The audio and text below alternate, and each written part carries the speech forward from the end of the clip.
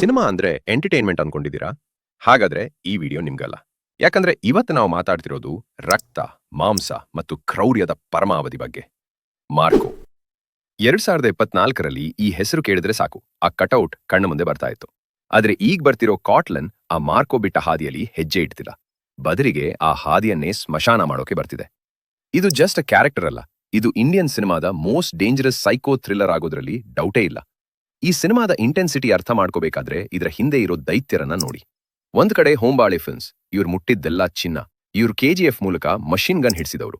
ಇನ್ನೊಂದು ಕಡೆ T series, ಇವರು ಆನಿಮಲ್ ಸಿನಿಮಾ ಮೂಲಕ ಸಮಾಜದ ನೈತಿಕತೆಯನ್ನೇ ಪ್ರಶ್ನೆ ಮಾಡಿದವರು. ಈ ಇಬ್ರು ಪಾರ್ಟ್ನರ್ಸ್ ಒಂದಾಗಿದ್ದಾರೆ ಅಂದ್ರೆ ಇಲ್ಲಿ ನಾರ್ಮಲ್ ಕತೆ ಇರೋಕೆ ಸಾಧ್ಯವೇ ಇಲ್ಲ. ಇಲ್ಲಿ ಬರೀ ಹಣದ ಹೂಡಿಕೆಯಾಗಿಲ್ಲ, ಇಲ್ಲಿ ಬ್ರೂಟಲ್ ಕ್ರಿಯೇಟಿವಿಟಿ ಹೂಡಿಕೆಯಾಗಿದೆ. ಈ ಸಿನಿಮಾ ಭಾರತೀಯ ಚಿತ್ರರಂಗದ ವೈಲೆನ್ಸ್ ಲೆವೆಲ್ ಅನ್ನ ಅಂತಾರಾಷ್ಟ್ರೀಯ ಮಟ್ಟಕ್ಕೆ ತಗೊಂಡು ಹೋಗೋದು ಗ್ಯಾರಂಟಿ. ಈ ಸಿನಿಮಾದಲ್ಲಿರೋ ಒಂದು ಮ್ಯಾಜಿಕ್ ಬಗ್ಗೆ ಹೇಳ್ತೀನಿ ಕೇಳಿ, the audio experiment. Ravi Basrur ಅವರು ಈ ಚಿತ್ರಕ್ಕೆ 3 ವಿಭಿನ್ನ ಸೌಂಡ್ ಟ್ರ್ಯಾಕ್ಸ್ಗಳನ್ನ ನೀಡಿದ್ದಾರೆ. ನೀವು ಒಂದೇ ವಿಡಿಯೋನ 3 ಬೇರೆ ಬೇರೆ ಎಮೋಷನಲ್ ಸೌಂಡ್ನಲ್ಲಿ ನೋಡಬಹುದು. ಒಂದು ಕಡೆ ಹಸಿ ರಕ್ತದ ಘಾಟ್ ಕೇಳಿಸೋ ಸೌಂಡ್, ಇನ್ನೊಂದು ಕಡೆ ಮನಸ್ಸನ್ನ ಕಲಕುವ ಸೈಲೆನ್ಸ್. ಇದು ಸಿನಿಮಾ ನೋಡೋ ರೀತಿನೇ ಬದಲಾಯಿಸುತ್ತೆ. ಇನ್ನು ವಿಷುವಲ್ಸ್ ಬಗ್ಗೆ ಮಾತಾಡೋದಾದ್ರೆ ಇಲ್ಲಿ ಫಿಲ್ಟರ್ಗಳಿಲ್ಲ. ಇಲ್ಲಿರೋದು ಕತ್ತಲೆ, ಕಾಡು ಮತ್ತು ಆ ಕಾಡಿನಲ್ಲಿ ನಡೆಯೋ ಆನಿಮಲ್ ಪೋಚಿಂಗ್ ಅಂದ್ರೆ ಪ್ರಾಣಿಗಳ ಕಳ್ಳಸಾಗಣೆಯ ಕರಾಳ ಸತ್ಯ. ಪ್ರಾಣಿಗಳ ಚರ್ಮಕ್ಕಾಗಿ ಮನುಷ್ಯರು ಎಷ್ಟು ಕ್ರೂರಿ ಆಗ್ಬೋದು ಅನ್ನೋದನ್ನ ಈ ಸಿನಿಮಾ ಎಳೆ ಎಳೆಯಾಗಿ ಬಿಚ್ಚಿಡ್ಲಿದೆ.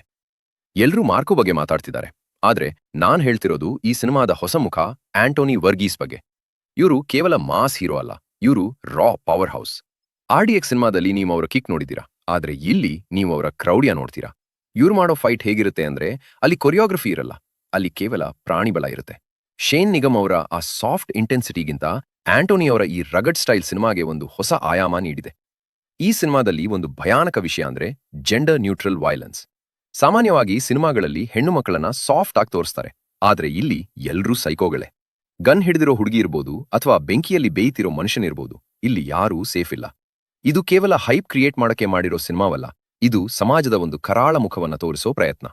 ಸೆನ್ಸಾರ್ ಬೋರ್ಡ್ ಕತ್ರಿ ಹಾಕಿದ್ರೂ ಕೂಡ ಈ ಸಿನಿಮಾದ ಆತ್ಮವನ್ನ ಅಳಿಸೋಕೆ ಸಾಧ್ಯವಿಲ್ಲ.